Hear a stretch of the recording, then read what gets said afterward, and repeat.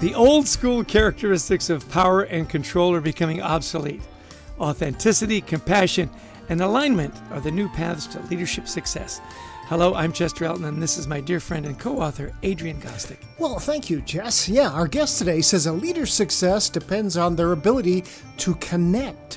Now, the trouble is, most of us really don't know how to project an authentic leadership style. Maybe we're wondering, how do we show compassion to team members without being taken advantage of, right? All while aligning everyone to the organization's goals. There's lots of big questions we're going to answer today. And as always, we hope the time you spend with us will help reduce the stigma. Let me try that again. As always, we hope the time you spend with us today will help reduce the stigma of anxiety at work and in your personal life. And with us today is our dear friend, Michelle K. Johnson, PhD, who is the Clifton A. Morvant Distinguished Professor in Business in the College of Business at Loyola University, New Orleans. That is really a mouthful. There she teaches leadership and strategic communication classes to MBA and undergraduate students. Go Wolfpack. Dr. Johnson has received several honors and awards in the field of communication. Her recent research has found a positive link between a team's listening environment, TLE, and financial performance. She recently published her first book, The Seismic Shift in Leadership: How to Thrive in a New Era of Connection, which is an Amazon bestseller. We are delighted to have Michelle on our podcast. Welcome, Michelle. How you doing? Thank you so much, Chester, and thank you to Adrian and all of your listeners on anxiety at work. I'm really looking forward to deconstructing and exploring this conversation about the seismic shift with you all, because I feel it every day, particularly in workplaces. This is a tough time.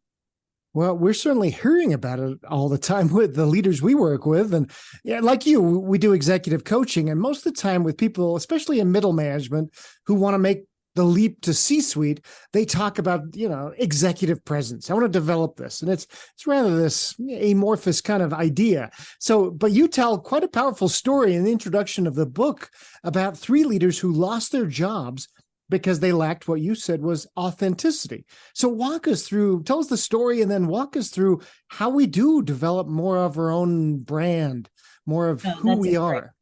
Great question. Can you imagine, since both of you all are executive coaches, having 3 of your leaders lose their job in 1 year? It was quite jarring, as you can imagine. And so I had to really dig deep, and I had to look in the mirror and think, what could I have done? And I had to really dig deep into the data and figure it out. And it was that year, the reason why I wrote The Seismic Shift in Leadership, because all of a sudden I couldn't unsee it. That old style of command and control that I had been raised with. And it was just very normal. Work was supposed to be work. Play was supposed to be play. 2 very different things. You're not supposed to have fun at work, right? Or laugh, or we weren't talking about our mental health or our emotional well-being. It was such a different time. And so these 3 leaders in 3 different companies, 3 different industries, and 3 different roles. One was a chief general counsel, one was a chief operating officer, and one was a chief marketing officer. And all 3 of them, one was a woman and 2 were men. And all 3 of them were showing up trying to be somebody that they weren't. And what was the data that was emerging in these 360 reports was that their people didn't trust them. So when I went back and said, talk to me about that, why don't you trust your leader? They said, something's just off. They're either hiding something, but they don't reveal anything about themselves. It's like there's a big wall up. And how are we supposed to trust and connect with our leader and really get behind him or her and try to go out and achieve that strategic vision when we don't trust? And so trust was that big key word that got my attention. So I really then tried to figure out authenticity. And y'all will appreciate this too, because Marshall Goldsmith, all of our mentors, he and I have had some robust conversations around authenticity. So he feels like you can't really be authentic when you show up at work. And the way that I'm using it and exploring it is the first level of connection, which is the seismic shift, is we've got to lean into true, meaningful connection. The first level is connection with yourself. So if you are not comfortable in your own skin, then you're showing up inauthentically. And when you show up as fake and you have this wall up and you have this mask of perfection, it equals disconnection. And so I'm going to say that again for your listeners, because that was a huge revelation, that perfection, whatever it is to you, how you're trying to show up, being somebody who you think is perfect, or how a leader should act or sound, perfection equals disconnection. And so that's what was happening. Those old models of you just show up, and you just bring your we all want to bring our guests, our best selves to work, but you got to show up authentically and genuinely. Isn't it interesting? You say you got to connect with yourself first. I mean, it's almost Shakespearean, right? To thine own self be true. Figure out who you are first. And you've touched on perfectionism. In our book, Anxiety at Work, we spent a whole chapter on perfectionism. So here's my question for you, right? Why is that so toxic? Why is perfectionism so toxic for anyone who wants to be a successful leader? And what do you do about that specifically? Great question. So what I've found in all of my research the years, so I teach leadership, right? I teach in the MBA program, and then I'm an executive coach. So all the years that I was observing on the front lines and then doing all the research, the research is really in the data in the beginning of those 360 interviews. For each leader I coach, I have about 20 pages of qualitative data. And here's what I found. Those sorts of leaders who are perfectionists and demand perfection from themselves and then demand it from those on their team create cultures of fear. And what I'm writing about, and what I'm really on a mission, and I'm super excited about it, is that I'm trying to help leaders and organizations create cultures of connection. Because the cultures of fear were not driving innovation. Cultures of connection. I just had one of my favorite clients on my podcast called The Seismic Shift, and his name is Pete November, and he just became the CEO of Ochsner. It's our largest employer in the state of Louisiana, 40,000 employees. And we had an entire episode talking about what a culture of connection looked like and why it was important. And he truly believes that if you spend time developing trust, psychological safety, building connection into your one-on-one calls, into your team meeting, getting to know your people on a personal level, we both feel, and I hope you do too, that it drives financial performance. But it's intentional. It's got to be intentional. Oh, yeah. Absolutely. We Chester and I actually last year came and spoke to a couple of thousand leaders from Ochsner. So it was great fun. Yeah, we did a couple of things with Ochsner over the years, and got to know the CEO who moved on very well. And I love this idea of fear, because most leaders, I think, go, what do you mean I'm creating fear? What do you mean? This one word, what do you mean? So, I mean, what do you say when somebody says they just don't buy it? They don't believe it. Because look, all of our jobs are at stake if we don't perform. Yeah. So I think again, looking back at that really tough year when 3 of those leaders lost their jobs, and thankfully they ended up landing on their feet successfully at other organizations, because they did finally look at themselves in the mirror after having to look at 20 pages of feedback that told them exactly how their team members felt about them. Yeah. And so what does a culture of fear look like? It means that people are scared to speak up. They're scared to make mistakes. They're scared to look stupid, to ask a stupid question, because these particular leaders would call them out on it. Yeah. And would use shame and blame. And so then you have meetings where people were just showing up trying to almost defend of why they should still have their jobs and why they're doing a great job, which they should, but still it stifled creativity and it stifled innovation. Well, so yeah, you're right. Warner Thomas was a brilliant leader. Yeah. Absolutely. And Pete now has come in and he said, awesome. We have grown so rapidly, so fast. He said, now let's focus on relationships. Let's focus on us and let's get this right. I love that. And I love where you're going here with the idea of, look, it's a sign of a toxic culture if people can't speak up. One of the things I'm fascinated with, you've made much of your life's work about team and leader listening, which I think is fascinating. You've got some empirical data around that. So walk us through this concept. And you do mention it in the book of listen to lead. Yeah, it was wild early on in my career as the business communication professor. So I was brought on at Loyola. I'd gotten my PhD in communication, my master's in communication, my undergraduate in communication. And then the dean hired me to be the sole communication faculty member in the College of Business. And so here I was teaching the soft skills, and I was so self-conscious. I thought, oh my gosh, all my colleagues were finance professors, economics professors, accounting professors. I said, I've got to make my line of research surrounding financial performance. And so in my gut, I knew that there was something to a team listening environment. And I knew that if leaders, again, it goes back to intentionally embedding time to connect. I knew that if they actually ask their people, what do you think? Let me show you the data. I'm going to be transparent with you. I value your opinion. Let's do this together. If they create this positive environment where people felt like they could speak up, I was absolutely convinced that it would drive financial performance. So during Hurricane Katrina, our university was shut down. We were displaced all over the country. I was in Houston, Texas with a baby. And we couldn't get in touch with any of our students. It was before any of us knew how to text. And so we were shut down for an entire semester. And my co-researcher and I said this would be a great time to collect data. And so we collected data at a manufacturing facility that turned car batteries into plastic pourable paint cans.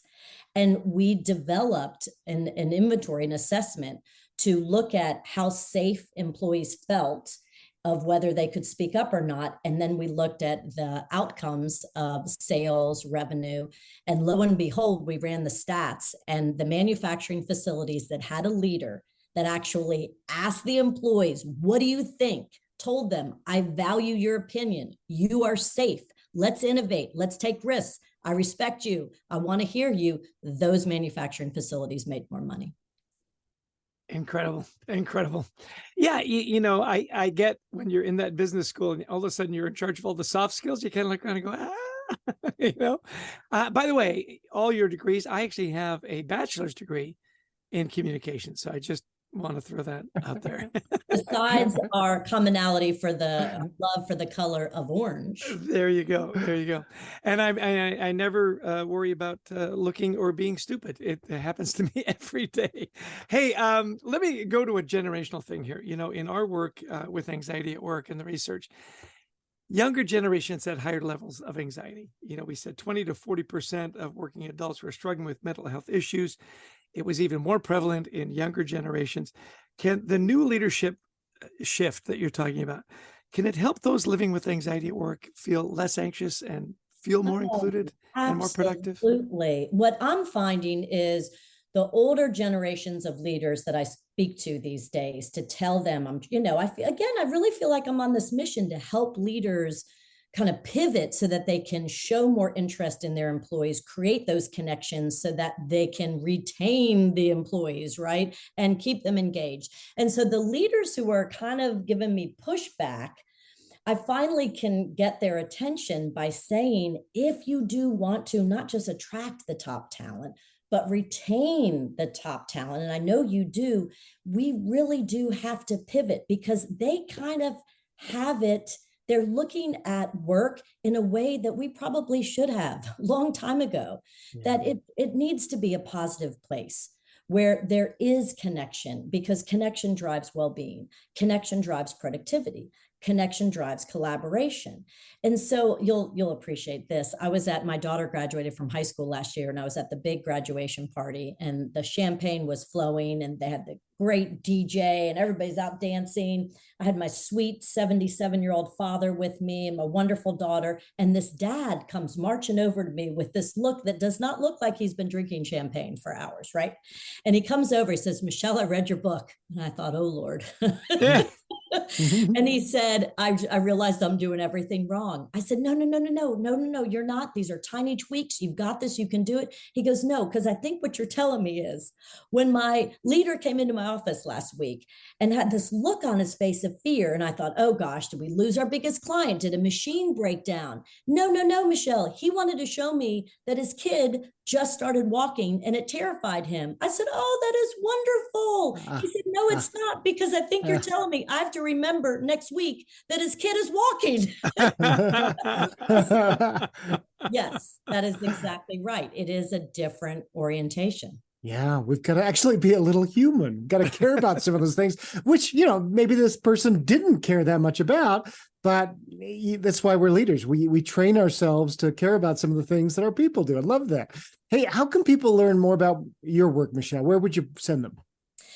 How about my website, which has everything on it from the book? But again, it's not just about like buy my book. It's about join me in this mission to create positive workplaces, to get rid of jerk bosses, right? Yeah. Let's all work on well-being. So michellekjohnston.com. And that's where you can find me. And I would love to hear from some of the listeners. Tell me, what are your challenges? Because my next book is going to be, it's already titled The Seismic Shift in Culture. Yeah. How to create cultures of connection that drive performance. So right now I'm collecting data on what accelerates connection, but also what can tear it down overnight. Yeah. So I would love the feedback. Well, this is a good, I think, transition here, because if you're talking about the seismic shift in culture, Zoom meetings, hybrid work, fully remote work, a lot has happened in the last 3 years that's making us feel more disconnected. So what is this move to more maybe hybrid work, et cetera? What's this doing for leaders, and how do we make this transition and still keep people feeling connected? Yeah, because the struggle is real and Zoom zombies exist, right? At the end of the day, we're just wiped out from being in virtual meetings where you just feel like you have to be on all the time. And so I highly recommend to my leaders to begin with some sort of connection exercise, not just to go straight into results. Say, hey, the topic we're really talking about is we want to cut some costs and generate some more revenue. And we want to come up with innovative ideas. So let's go around and let's be pretty vulnerable and tell me like the worst mistake you've ever made. And I had a leader do this, and he actually said, I made a $20 million mistake. And you know what? I'm not going to run away from it because I thought it was the right thing to do. It wasn't, but I was in an environment where taking risks was okay. So I want you to know that you can take a risk. I also had another leader too, and I thought it was so hokey, and it ended up to be lovely. It was the week before Thanksgiving. He said, you know what? I really would love to know, what is your favorite Thanksgiving meal and why? And we ended up, the leader and I talked after that meeting, and you found out more personally about his people's family and traditions and grandma and grandpa than he ever could by saying, on a scale of 1 to 10, how are you doing? So I really think you should begin with connection exercises or a connection question, and then utilize the breakout groups. Put people in and say, hey, I'm going to divide you up into teams of 4 and go and answer this question with your people and come back. I know the 3 of us are on Marshall Goldsmith calls, and Marshall facilitates like that. And it is beautiful. And I'm surprised how many leaders I work with think, what? I don't want to do that. I've got business. I've got a business to run. But that's what I'm trying to say is what we have found is embedding time for connection drives that innovation. Excellent. Excellent. So we are always interested in self-care practices. You talk about being connected, you talk about managing your anxiety and stuff. Can you walk us through some of the things you do personally to make sure that you're as upbeat as you always are and how you thrive? Thank you. I used to run away. I used to be so self-conscious because apparently my father tells me I came out of the womb really excited. And for years, I just thought, oh gosh, to be taken seriously as a business professor, there's no way that I can really act this excited about life or about the topic. And so it took me a long time to connect with myself and to really give myself permission to show up authentically. And so I finally did. And that's when my career took off. So that's what's really interesting. I spent about a decade trying to be somebody else, which is why all of this research really resonates with me. But going back to your question, one of my clients during the pandemic, I learned more from him, I think, than he learned from me, because I looked at him and I said, my gosh, you look amazing. What are you doing? And he said, well, I had gained 20 pounds during the pandemic. Wow. And I wasn't the best father to my kids. I wasn't the best husband to my wife. And I realized I was just putting myself last. I was eating horribly. I wasn't exercising. And so now I realize that I have to be selfish for me to be my best for everyone else. So selfishly, I put my health first every single day. And that conversation stuck with me. At that point, I was doing the same. I was giving to everybody but me. I ate the heck out of brownies during the pandemic. I did. And so then I joined Pilates, and I do Pilates probably 5 days a week. I just got back from Pilates, and it's just so good for me personally and my mental health and physical health. And so I put myself first. Yeah. That's awesome. Yeah. Now, Chester's 6-pack abs, he kind of lost that during the pandemic. So now it's like a 20-pack, right, Chess? Oh, it's more like a keg. It's just not a 6-pack. And by the way, nice opening. Michelle, it is interesting. As we're younger, we're better at that.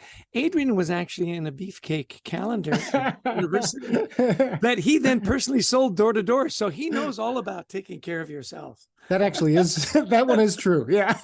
I could totally see that. Way to go, Adrian. Yeah. In the 1930s. Yeah, it was true. So photography had just come out. So it was quite a thing. Okay. So this has been such a fun conversation, Michelle, just getting to know you even better than we do, and just learning about your amazing research. So now with all this, if you had an elevator ride to tell somebody about the seismic shift in leadership and what they need to take away, what would you say? I would say that I think it's time for all of us to reimagine work, life, and how we want to show up.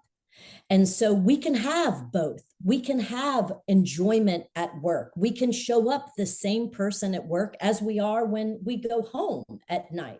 And so I think now is the time, coming out of the pandemic, to really reimagine who you want to be, how you want to show up, and create positive work environments for everybody. Juan Martin was one of my favorite leaders that I interviewed in my book, and he's the global president of Kind Bars. And he passionately believes in kindness. And his goal this year is 250 million acts of kindness. And he believes that if we're kind to ourselves, and so with him, his product, right, if you ingest something healthy, you're kind to yourself, and then you're kind to others, and you're kind to the planet. And this, he has the research to show how this cascades through the world. And so I just want to encourage everybody just to really reimagine how the world could be if we all show up the best version of ourselves and lean in with kindness. Amazing. Well, so much fun to have you here on the podcast. If you have forgotten, which I can't imagine you have, we're with Michelle Johnson. She is the author of her first book, The Seismic Shift in Leadership: How to Thrive in a New Era of Connection. It is an Amazon bestseller, and it should be on your desk, your bookshelf. Michelle, you bring the energy, you bring the fun. Thank you so much for being on our podcast.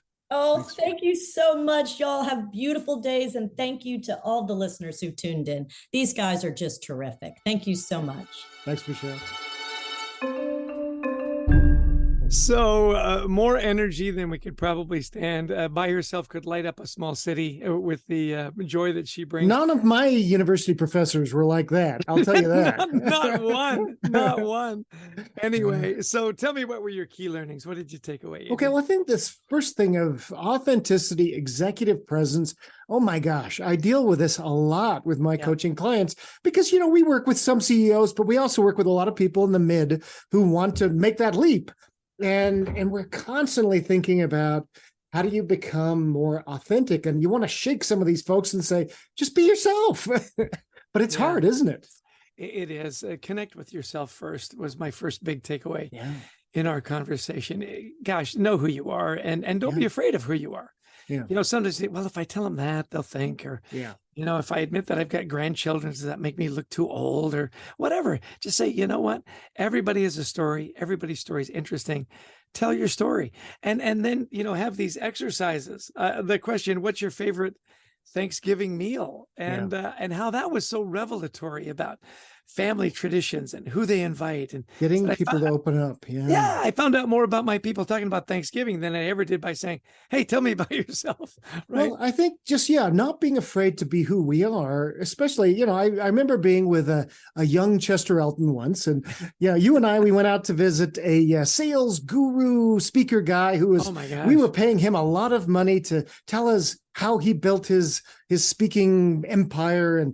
And after about an hour, I was just listening to this guy, and he had some pretty coarse language. And after about an hour, Chester stopped and he said, "Hey," he says, "by the way, Bob," we'll call him Bob. "By the way, Bob, Adrian and I, we're both religious guys. The language you're using, it's not really appreciated. Could you tone it back?" And I was like, "Oh my gosh, no, we shouldn't be doing that." But you were vulnerable. You said, "Look, this is who I am." And he just immediately stopped. He goes, "Oh yeah, no problem." And it was just like a light, switched off where, he just started using professional language. Yeah. And I was really impressed that you did that. Yeah. Oh, thanks. It's funny. I've told that story 2 or 3 times. Said, look, if it bothers you, just tell him. Wouldn't you rather know than at the end say, "You know what? I didn't hear a word he said because there were so many F-bombs in that sentence." Yeah. I just thought that Michelle, her story about being vulnerable, and we've all done that. It's gosh, I'm in the business school. I've got to be like a business person. Right. And then all of a sudden stepping back and saying, "Well, wait a minute, this isn't who I am. I'm fun. I'm energetic. I want to create a movement." It's not like, "Hey, don't just buy my book, join me. Let's get rid of all those jerk bosses," which, by the way, she's not saying get all these people fired.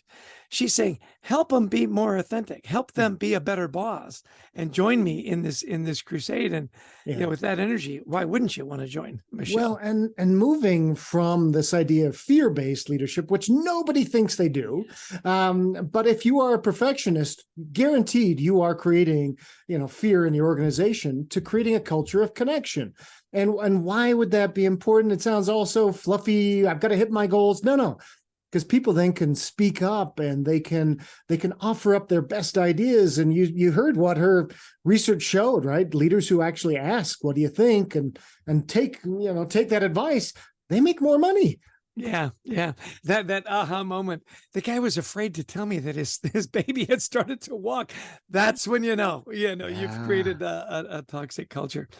Well, just in closing for me, I love that she said, put yourself first. We often as leaders put ourselves last, and we don't eat right, and we don't exercise, and we don't do those things to put ourselves in the best place. So I love that bit of advice. And it's, I think we all need to hear it. It's a nice refresher. Take some time, go for a walk, do your Pilates, ride a bike, whatever it is, eat better, take some time to make connections. To take care of yourself first. It was a delight to have her on the podcast. It was. So we want to thank Michelle for joining us today, to our producer, Brent Klein, to Christy Lawrence, who helps us find amazing guests, and to all of you who listened in. Thank you so much. If you like the podcast, please share it, download it, make a collage of it, whatever you want to do. But let us know what you think about our podcast. Yeah, and join us at thecultureworks.com. We've got all kinds of fun stuff there. You can order our books. You can look at some of our training and some of the stuff we do. We also have a wonderful newsletter on LinkedIn called the Gratitude Journal. Sign up. It's all free, and it's all great stuff. I have to say that because my mom's not here to say, and it is fantastic, because she would. We also love speaking, at events. If you want a great and engaging, keynote speaker on culture, teamwork, resilience, handling anxiety at work, we'd love to do it, whether it's virtual or in person. So give us a call. We'd love to speak at your event. And as always, Adrian, you get the last word. Well, thanks everybody again for joining us. And until next time, we wish you the best of mental health.